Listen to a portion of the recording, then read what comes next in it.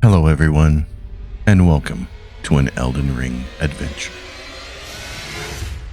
Parrying is arguably the most powerful skill in Elden Ring.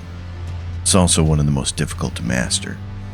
What follows in this video is not a guide per se, because there are already a ton of great guides out there, most of them tailored to specific bosses. Instead, this is a catalog of my journey as I set out to try parry. The first time I ever saw a player parry Margit, I was awestruck.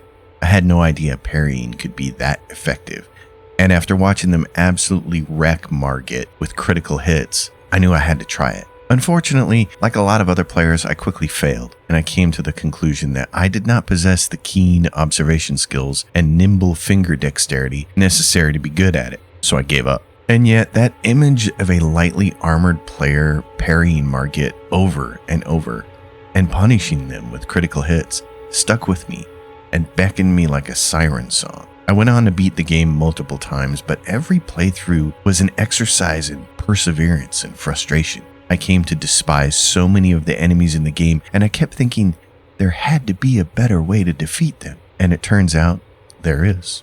Given that missing a parry often results in significant damage, if not immediate death, it didn't take me long to abandon parrying as being too risky. I figured it was a skill reserved for truly elite players, which was definitely not me. What I didn't realize is that different tools had different parry stats, and some worked better than others. My original assumption was that all parries were the same, but I couldn't have been more wrong. I thought elite players were using the buckler just to show off. Like, hey, look at me parrying this boss with this tiny piece of tin. I didn't realize the buckler has one of the best default parrying skills in the game. This lack of knowledge not only caused me to give up on parrying too soon, but to tell other players to avoid it as well. Dodge rolling was good enough, I thought. I'm here to tell you, I was wrong. In Elden Ring, a parry is comprised of 3 parts. The delay, which is the time required for the parry animation to wind up. The lower this number is, the faster the parry begins, and that's a good thing. Duration, which is the active window during which a parry can land. The more active frames you have to actually land a parry, the easier it will be to succeed.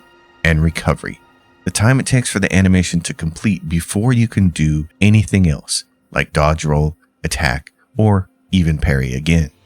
What we see right away is that carry and retaliation has the longest active parry window at 6 frames. Keep in mind, all of these values are measured at 30 FPS. So if you're running the game at 60 frames per second, double these values, and so on and so forth. Since carry and retaliation is an Ash of War, it can be applied to any small or medium shield, and as a bonus, it can also parry incoming magic attacks. This is where the retaliation comes into play, as parrying magical attacks will cause 3 glintstone daggers to form above your character's head and seek out a nearby enemy to punish. This turned out to be quite valuable at certain points in the game. All in all, carry and retaliation is the best parry in the game.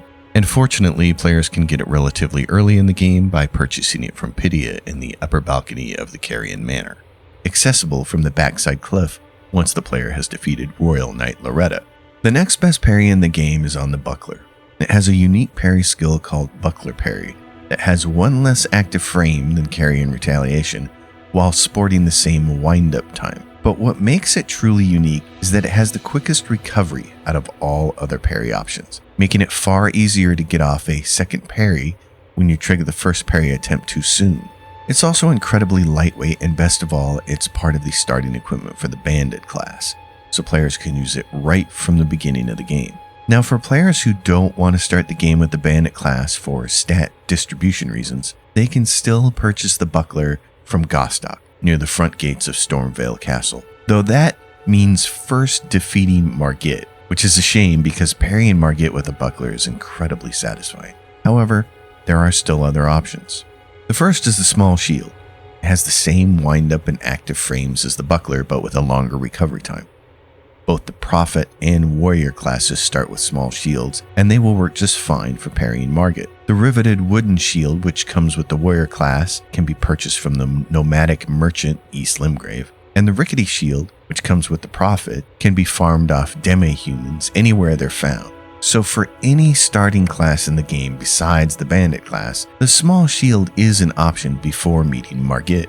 The other thing that can also work is the parry dagger. This can be obtained from patches in Murkwater Cave. It has one less active frame than a small shield and one more recovery frame. In all ways, it's inferior to a small shield, but it does work, and it's what I used the first time I successfully parried my way to a win over Margit. Finally, I want to mention Golden Parry. It's another Ash of War that can be applied to shields. It has a very short parry duration and a very long recovery time, but what makes it unique is that it can parry from a distance. This is particularly useful in PvP, but also against certain aggressive enemies in the game. However, the really big problem with this is that the parry consumes FP, which is your mana. So when you run out of FP, the parry stops working. And that is the worst thing that can happen to you right in the middle of the fight. The other really bad thing is that you can parry something from a distance, but you might not be able to get up close enough to perform a critical hit. And that's the really important part of parrying. Yes, you want to stop the enemy's attack, but you also want to punish them. And if you're too far away to reach them before they recover, then you've kind of wasted the parry. So in my opinion, I would pretty much rather use any other parry except for Golden Parry. Now, as I talk about these different parry durations, you may not think a difference of 1 or 2 frames at 30 frames per second makes a big difference, but let me assure you, after 100 plus hours of parrying Elden Ring's toughest enemies, I can attest to the fact that yes, a single frame does make a difference. A parry duration of 6 frames is far more forgiving than a parry duration of 4 frames, and the longer you work at parrying, the more you will feel this difference. To begin my journey down the parrying road, I started a new character and I placed 3 restrictions on this playthrough. First, I challenged myself to parry at every opportunity. If the wiki said an enemy could be parried, I would use parry to defeat them. Second, no spirit ashes. Summons attract the attention of the enemy, which makes it difficult to anticipate their attacks. Makes it hard to parry them. But also, I just wanted to get better at the game. Summons are basically Elden Ring's idea of a difficulty slider, and I figured if I was going to win by parrying, I needed to rely less on crutches and spend more time getting good. The only exception I allowed, at least initially, was the golden summons, NPCs who are specifically designed to join in on certain encounters, such as Nefeli Lu during the fight with Godric the Grafted. Godric can't be parried anyway, so it seemed fair to have Nefeli join me in that fight. The third and final restriction I placed on this playthrough was no rune farming. I have several locations in this game that I like to use for farming runes, but that's a tactic for making the game easier. Since I wanted to get good at parrying, I knew I needed to practice. So instead, I forced myself to explore every single dungeon encounter in this game in order to obtain the runes I needed for leveling up. If you watch any parry guide, some of the first advice you'll hear is to just wait until the enemy's arm starts moving forward to parry them. This works for some of the early enemies in the game like Godric's soldiers, but throughout the course of the game I found this advice to be overly simplistic and frequently wrong. What I learned is that for some attacks I had to parry earlier than recommended. Anticipation was key. In a lot of cases, the proper time to parry is when an enemy's swing is at its apex, rather than when their hand or arm starts moving. Other times, you just flat out need to anticipate the attack and learn to read the faintest of visual cues. The other factor in all of this is the sheer number of attacks that some enemies have. For certain bosses in particular, I found it overwhelming to try and memorize all their parryable attacks, and instead I simply focused on 1 or 2 of their easiest attacks to parry while dodging everything else. At the beginning of the game, it's easy to find enemies to parry. The gate front ruins makes for a really good risk-free training environment, providing an easy location to test your skills and recover lost runes. This was also the first place where I was able to exact a measure of revenge. This knight's aggressively fast thrusting attacks have always given me trouble, but like most weapon-wielding enemies, he can be parried. Defeating him with a parry gave me a taste of what was to come, and I have to say I liked it quite a bit. Not far from the Gatefront ruins is the Stormfoot Catacombs, home of the Erdtree Burial Watchdog. This is one of the first bosses that gives new players a hard time. Most of its attacks need to be dodged, but his overhead strike can be parried. Watching chunks of his health fall away from critical hits reinforced to me the power of the parry and riposte. Before this fight, I still harbored reservations about the staying power of parrying, as a major tactic in a playthrough. Afterwards, I was completely sold. There is no shortage of enemies one can parry in the early part of the game, from the Grave Warden Duelist to the Black Knife Assassin. Limgrave plays host to many opportunities to improve one's parry skill. Since I wasn't allowing myself to summon spirits for help, I had plenty of chances to practice. Over and over again, I saw how powerful parrying could be. In all my prior playthroughs, I would always summon spirit ashes every time the game gave me a chance. And even then, a lot of enemies still gave me trouble. But as I slowly got better at parrying, a lot of those same enemies became much easier to defeat. Eventually, it came time to face Margit. He presents a unique challenge because he's the first boss that requires multiple parries in order to break his stance. Additionally, a number of his attacks are delayed in such a way as to punish players who panic roll, which will also punish anyone who tries to parry too soon. Success requires an unnatural amount of nerve and patience. It goes against every instinct to stand in front of a boss like this and wait for them to attack. But in order to defeat Margit, that's exactly what you have to do. The payoff is the ability to strip massive chunks of his health away with critical hits. This wasn't the cleanest fight, as I came very close to death a couple of times, but it was still incredibly satisfying to win by parrying, and it was further proof to me that this was the strategy I should be pursuing. My initial goal was to get good enough to parry Margit, but the bigger goal was to defeat Promised Consort Radahn. To get there, I'd have to plow my way through 100 hours of foes.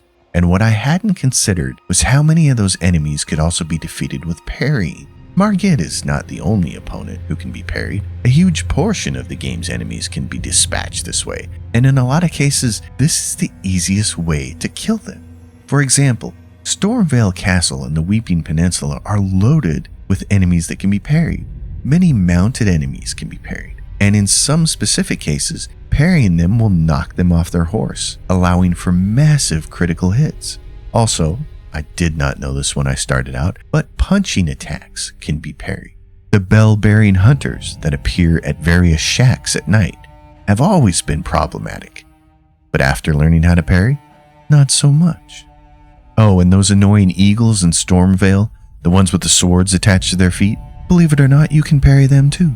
Stormvale Castle in particular was a location that always gave me a lot of anxiety. The Banished Knights especially, with their aggressive attacks and hyper armor, can be especially troublesome. But as it turns out, they're much easier to deal with once you get their parry timings down. And Crucible Knights, I used to hate those guys with a passion, but now I actually look forward to fighting them, because their movesets are pretty well telegraphed, and parrying them is incredibly effective, even when there are two of them. The final obstacle in Limgrave is Godric the Grafted, but he can't be parried, so I summoned Nefeli Lu to help defeat him and then moved on to Liurnia, a location that is full of enemies that cannot be parried. But the neat thing about learning how to parry is that it actually makes you a better player overall. This is because it teaches you to be observant, a skill that is super helpful across the entire game. It forces you to be hyper aware of an enemy's attacks and then react accordingly. And since a lot of parryable enemies have unparryable attacks, what this teaches you is that the most important skill you can learn is to diagnose the attack and then choose the proper response.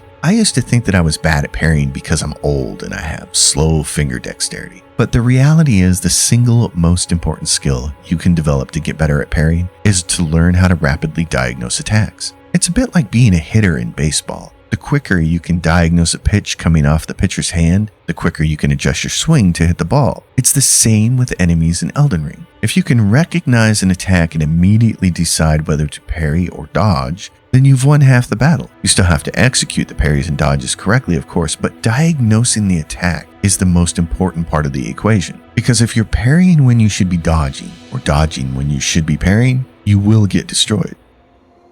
My biggest concern at this point in the game was Renala, because I've always fought her with the Wolf Pack Spirit Ashes. They're really effective at keeping her stun locked so she can't fire off her spells. But as it turns out, all my time spent honing my observation skills and parrying enemies made her relatively easy, even without summons. I defeated her on the first attempt, which I've never done before. After Renala, I found my way to the last enemy for which I would use a buckler to parry. Loretta can't be dismounted with a parry, but it can stun her, which can give you time to heal or get in a few more attacks.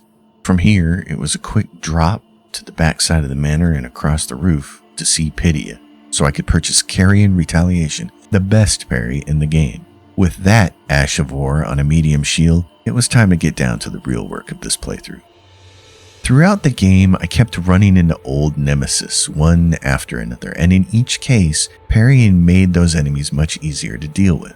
As an example, if you're anything like me, you've probably found the Spirit Warriors in the Sofria River well to be particularly bothersome, but both their axe and arm slam attacks can be parried, and if you close the gap on any archer, they will switch to melee, giving you a chance to parry them as well. Commander O'Neill in the swamp of Caelid has always been a major thorn in my side, but amazingly he's much easier to deal with using parries. And he's a good reminder that while you're in the middle of delivering a critical hit to an enemy, you're immune from all damage. So all those henchmen he has around him shooting crossbow bolts at you, insignificant when you parry and riposte him. Elamir of the Briar, another boss who's a bit of a pain in the ass, yeah, he goes down much easier with parries. Bloodhound Knights, Black Knife Assassins, and even the ancient heroes of Zamor, who are a major pain in the ass. They all end up being much easier to deal with when you learn how to parry them. But perhaps the clearest example to me of why parrying is so good is the Crystallians. The spear-wielding one in particular has always been a thorn in my side. FromSoft loves to torment players by packing a boss room with 2 or 3 of these guys at a time. They're not terribly difficult to dispatch if you're wielding a big weapon that does strike damage, as that's what they're weak to. But when you couple that with parrying, these enemies become downright manageable. I honestly didn't know how I was going to get through the trio without a summons or a mimic tier to help, but parrying turned out to be incredibly effective. I did eventually hit a wall in my parry journey, in the form of the Godskin Apostle. Many of his attacks can be parried, but his attack pattern took a long time to learn. He has a lot of really wide, sweeping attacks that can do massive damage if you mistime the parry. This fight took me a couple of hours. At one point, I just had to leave him alone for a while and go do something else. But that's the thing about practicing anything. Sometimes you just have to step back and give your brain time to process all the training. I've been a guitar player for close to 40 years, and I've noticed the same thing when it comes to learning difficult passages on the instrument. It's easy to hit a wall, and the best thing to do is step away and leave it alone for a while. Just let your brain process everything and come back later. Invariably, when I do that, I make more progress. And that's how it worked out with the Godskin Apostle. I came back the next day and noticed right away I was able to get much farther with him. About half an hour later, he finally fell. His brother, the Godskin Noble, also took a while, but thanks to the hardcore training sessions with the Apostle, I was primed and ready. By far the worst part of this guy is his roll attack and his penchant for jumping in the air and landing on you. I dislike this fight quite a bit, but I will admit, it's incredibly satisfying parrying this bloated bastard into the grave. After making my way through Caelid, Star Scourge Radahn, the Altus Plateau, Lanedell and the Lanedell Sewers, Mount Gelmer and Volcano Manor, and finally the mountaintop of the Giants, it was time to make my way to the Realm of Shadow. After all, this entire playthrough was about parrying my way to victory over the hardest enemy in the game. You could argue that title belongs to Melania, but if the general outcry from players means anything, Promised Consort Radahn has maybe stolen that crown. Unfortunately, to gain access to the Realm of Shadow, one must first defeat Mohg, and this is where I had to finally break one of my own rules. No matter what I did, I couldn't beat him by myself. I could get him into his second phase just fine, but thanks to the liberal amount of cursed blood he tosses around the battlefield, I couldn't finish him off. In the end, I had to break my own restriction on summons and bring my Mimic tier into the fight after Mohg entered his second phase. This worked, but it left me feeling frustrated and disappointed. I really wanted to complete this playthrough without using a spirit summons. But sometimes you have to lose a battle to win the war, And since the whole point of this playthrough was to defeat Promised Consort Radahn, I choked down my pride and refocused, moved on. Though I can say I will definitely be back in New Game Plus to get past Moog without a summons. With the Shadow of the Erd Tree DLC, it seems like FromSoft got mad at players for getting good, so they set out to make an entire expansion where every enemy was more ferocious and impossible than the last. The vast majority of enemy attacks in this DLC sit at extreme ends of the spectrum. Either they are dramatically delayed, designed to punish players who react too soon, or they are insanely frenetic, like the Curse Blades, which might just be the worst non-boss monster FromSoft has ever designed. Either way, it's very difficult to find enemies that feel as balanced as the ones in the base game. I suppose this is good for fans who want something new and fresh, but the enemies came off, at least to me, as overly punishing, making it difficult to enjoy the expansion. Which is too bad because this is by far the most complex and interesting landscape FromSoft has ever designed. Regardless, my goal was to reach Radahn, so we begin this part of the journey with everyone's favorite bundle of mayhem, the Dancing Lion. In my prior playthrough of this expansion, I died to this beast many times. But thanks to all my parry practice, which taught me to be observant about enemy attack cues, I ended up beating this thing on the first try. Of course, I had some help in the form of Redmane Freya, but still, I didn't feel too bad about that. Like Godric the Grafted, the Dancing Lion can't be parried, so a summoned NPC seemed like a fair trade. Then it was on to Rennala, the first major boss in the DLC that actually can be parried. She shares a lot of similar moves with Melania, but fortunately she doesn't leech health when her attacks land. Still, she has a tough second phase, and this became another point in the game where I questioned my ability to continue on. I didn't do well in this fight, especially early when I came about as close to dying as one can without actually kicking the bucket. I also kept missing one of the easiest parries when she glides to the left or the right. But like a lot of boss fights, I was finally able to get into a rhythm toward the end, and my bleed build basically finished her off. There are plenty of other troublesome bosses in this DLC, many of which cannot be parried. But since I was gunning for Radahn, I didn't go after many of them, since they're not mandatory. However, I do want to talk about two bosses in particular who I did fight, one because I had to, and one because I wanted the resources they were protecting. Commander Gaius is a right pain in the ass. He was the boss that made me quit the DLC the first time I played through it. The only reason I mention him now is because I want other players to know how to deal with his initial charge. If you're like me, you've tried to roll this attack multiple times, but because of the way Gaius's hitboxes are designed, and the sheer size and length of his mount, it's basically impossible to dodge roll this attack. However, if you use the Windy Crystal tier that you can get from K-Lid and put that in your mixed physic, you will improve your dodge rolling enough, even at medium load, to clear this initial charge. Now, the rest of the fight is still gonna suck, and I don't have a lot of recommendations for how to best tackle this guy. As you can see, I made sure to summon my Mimic tier and abuse the Rivers of Blood weapon art. To me, this is one of the most poorly designed encounters FromSoft has ever made, and I don't know a single person who actually enjoys this fight. But there's a treasure trove of Shadow Tree fragments locked behind him, so it's worth taking the time and effort to defeat him, no matter how much it sucks. Unlike Commander Gaius, Messmer the Impaler cannot be bypassed if you want to get to Promised Consort Radahn. This is the boss that I got stuck on for the longest time, and he is the boss that I thought was going to put an end to this parrying experiment once and for all. Messmer can be parried. Unfortunately, he became the first boss that I could not defeat using that strategy. Part of the problem for me is that Messmer spits out a lot of flame effects during his encounter.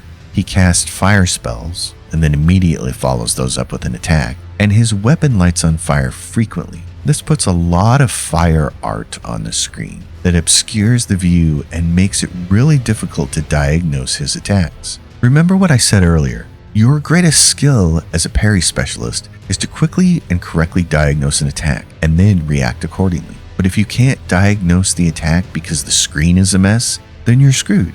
And that's what happened to my old eyes on this fight. I know some folks are going to say they can see his attacks just fine, and that's great. Congratulations on having normal vision. It must be wonderful. I am truly envious. Because let me tell you, living as long as I have with keratoconus, and frequent ocular migraines has left my vision in a state that is generously described as suboptimal. I really wish a mod existed to remove all the flame effects from this fight, or at least tone them down a bit, because I think then I could have defeated Mesmer with parries, but alas, it was not meant to be. And after several hours, I decided to change tactics. In the end, I opted for Lionel's armor set to mitigate Mesmer's punishing physical attacks. I also added a max defense shield, mixed the deflecting hard tier into my physic, and grabbed a reach weapon with frost on it. Then I summoned my mimic tier and hoped for the best. More than any other fight in the game, Mesmer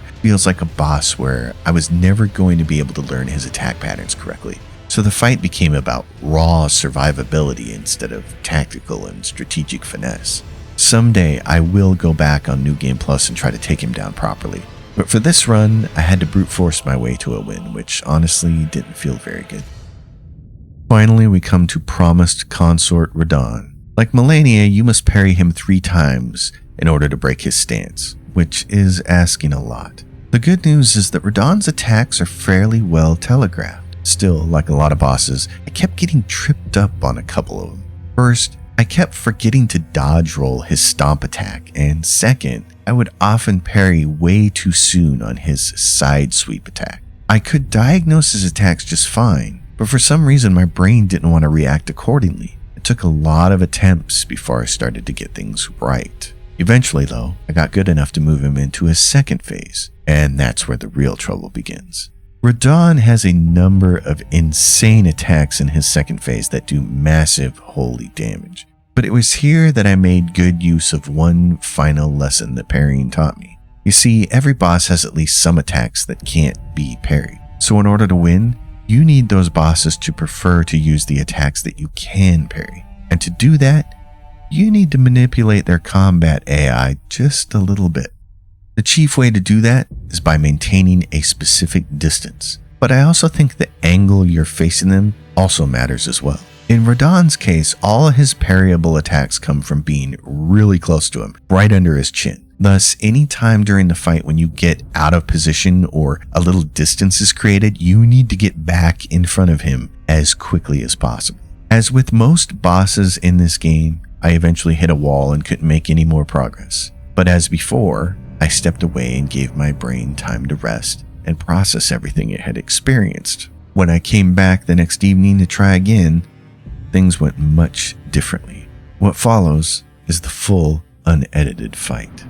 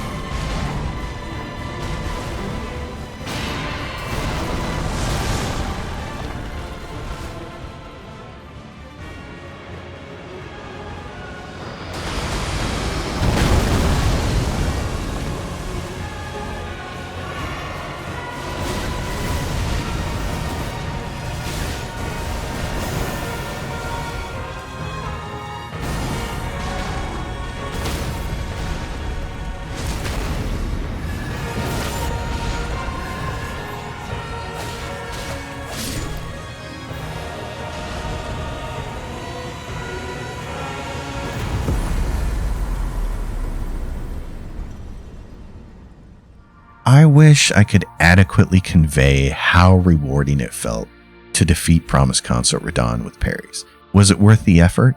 Absolutely. But part of that is how I'm wired.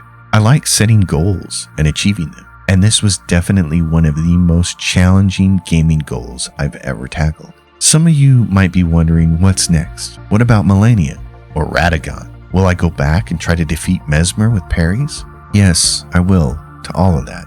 That's the thing about achieving goals. Once you reach the finish line, you move the goalposts. It's on to the next challenge. I've already started learning how to defeat Malenia with parries, and in my humble opinion, she is more difficult than Promised Consort Radahn. Largely because she leeches health every time she hits you, and because her waterfowl dance is really difficult to avoid. And since I've started putting this video together, I've already managed to parry my way to a win over Radahn twice, which makes it much easier to hold on to the flasks of Crimson Tears, which in turn makes it much easier to defeat the Elden Beast. I fully intend to parry my way over all the remaining bosses that can be parried, and Messmer deserves a measure of revenge. So, if and when they go down, I'll be sure to post an update. In the meantime, I want to encourage everyone to try parry. I've become convinced it's a skill every player can and should learn. I'm sure a lot of you have doubts about your ability to effectively parry. I had those same doubts. I used to believe that it was a tactic reserved for truly elite players, but it's not. Anyone can do it. I'm here to tell you that if an old guy like me with poor finger dexterity and slow reflexes can pull it off, I'm absolutely certain the rest of you can do even better. So go out there, get a shield, and start giving it a go. I hope you enjoyed this video, and if it helps you in any way, please give it a like. Consider subscribing to my channel, leave questions and comments down below, and until next time, happy gaming everyone.